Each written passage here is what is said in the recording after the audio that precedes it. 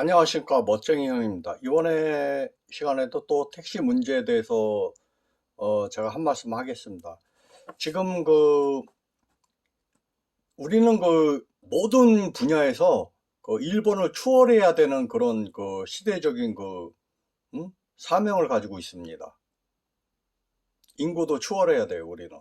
근데 현재 지금 상황은 어떻게 돼 있죠? 우리나라 인구는 6천만이 안 되죠. 5천만. 그리고 일본 인구는 1억 2,700만입니다. 우리보다도 2배 이상이 많습니다. 그렇죠? 그리고 이제 택시 대수도 보면은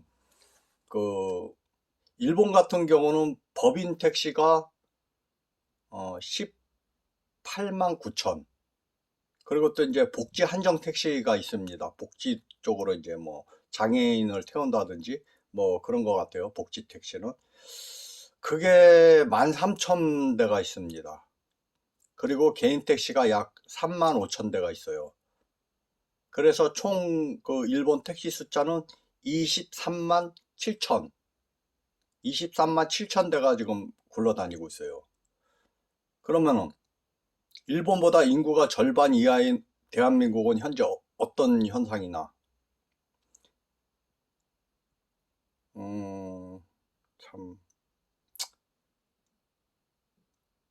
법인이 일단 7만 대가 있고요.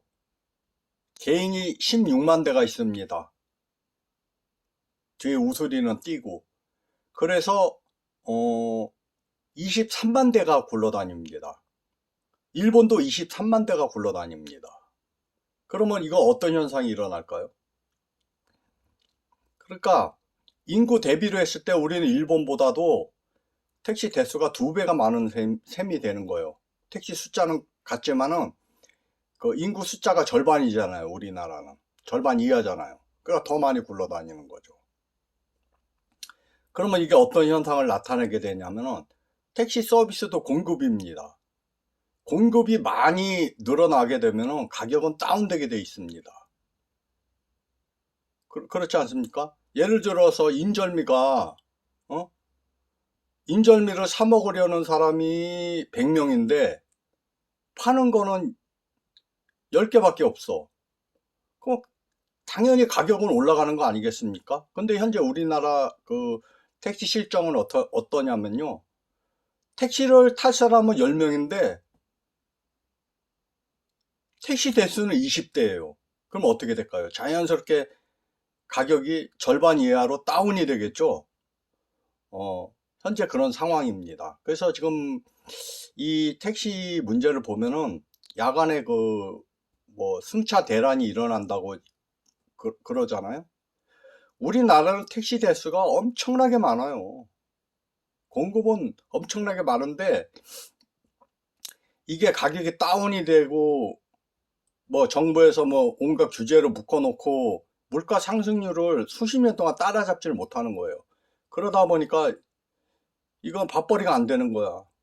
그러니까 기사들이 다 이직할 수 있는 사람들은 다 이직을 했어요. 차라리 택시를 모느니 뭐 골방에서 쉬겠다는 사람들도 있을 거고 좋아지면 나오겠다 뭐 이런 사람도 있겠죠. 그러다 보니까 이 지금 택시 대수는 많은데 그 택시를 운전할 사람이 없는 거예요. 특히 법인 쪽은 그래요. 법인 쪽은 지금 예를 들어서 좀 좋은 시절에 택시 회사에 서로 옛날에는 택시가 선망의 직업의 대상이었을 때도 있었어요. 우리나라에서.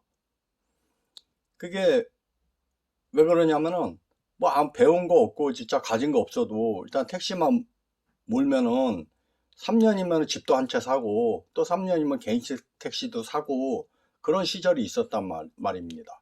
그렇지만 지금은 3년이 아니라 평생을 하고 다시 태어나서 또 평생을 하고 또 다시 태어나서 평생을 해도 집을 사고 뭐 개인 택시를 산다는 거는 좀 힘들어요. 왜냐면 소득이 너무 작으니까 생활비로 다 쓰고 뭐 빚 갚는데 다 쓰고 이러다 보니까 이게 안 되는 거야, 이게. 그러니까 얼마나 이 진짜 규제로 택시를 꽁꽁 묶어놨는지를 우리가 알 수가 있습니다. 그리고 이제 야간에 그 승차 대란이 일어나는 지역은 이제 도심의 그 번화가, 뭐 홍대라든지 이태원, 또 뭐 강남, 뭐 이렇게 한정돼 있어요. 신촌. 그 시간 그 장소. 거기 이제 잠깐 몇 시간. 그리고 우리나라 그 택시기사들 뭐 개인 법인 통틀어서 평균 연령대가 뭐 한 65세 이상이니까 또 이제 야간에는 운행을 좀 노인분들 운행하기가 힘들죠. 뭐 젊은 사람들이야 뭐 야간에 뭐 쌩쌩 뭐 이렇게 뭐 좀 다닐 수 있지만 바이오리듬이 망가지면 건강에 아주 심각한 문제가 오거든요. 그러니까 밤에는 잠자고 낮에는 이제 적당하게 일하는 그런 분들이 많아요. 또 뭐 나간다 그래가지고 뭐 크게 돈 되는 것도 아니고 뭐 택시 해가지고 뭐 재벌 될 건 아니니까 자기 건강 챙기면서 그냥 어? 생활비의 절반이라도 보태자 뭐 그런 심정으로 일들 하겠죠. 그러니까 이게 아주 큰 문제입니다. 그러니까 이 택시도 이 젊은 사람들이 많이 유입이 돼야 돼요. 젊은 사람들 할 수 있는 직장. 그러니까 젊은 사람들이 일을 하고 뭐 큰 발전성은 없지만 그래도 열심히 일하는 만큼 좀 소득을 좀 올릴 수 있는 그런 직장이 돼야 된다. 그게 제 생각입니다. 그래가지고 젊은 사람들이 택시라도 진짜 정할 거 없으면 택시라도 해가지고 뭐 대기업에 뭐 취직하기도 힘들고 또 뭐 공무원 시험 쳐도 워낙 지원자가 많다 보니까 뽑는 사람들 한정돼 있고 뭐 그런 것도 할 수 없고 뭐 자영업을 하자니 뭐 너무 많은 돈이 들어가니까 뭐 그런 돈을 누가 가지고 있어요. 그래도 어떻게 해서 뭐 빚이라도 내가지고 뭐 개인 택시라도 한번 해보자 뭐 이제 그런 건데 그러니까 이 일반 자영업 같은 경우에는 뭐 예를 들어서 식당을 들자 그러면요 피크 시간에는 손님을 테이블 다 100명도 받을 수가 있어요. 그렇지만 택시는 피크 시간에 옛날에는 합승도 많이 하고 그랬는데 이제 합승 문화가 사라지면서 아무리 손님 많아봤자 자기 한 시간에 한 명 태워주고 내려주고 한 명 태워주고 내려주고 이거는 소득이 되지가 않는 거예요. 더군다나 과거에는 지금 얼마 전부터 이제 개인 택시 부재가 풀리기는 했는데 더군다나 그거조차도 부재로 묶여 있었으니 참 이 택시 기사들이 얼마나 살기가 힘들었겠습니까? 참 이런 문제가 있어요. 그리고 이제 택시 대란이 일어나는 야간에 택시 대란이 일어나는 장소는 뭐 홍대, 신촌, 강남역, 이태원, 종로 뭐 대표적인 자리가 그런 데죠.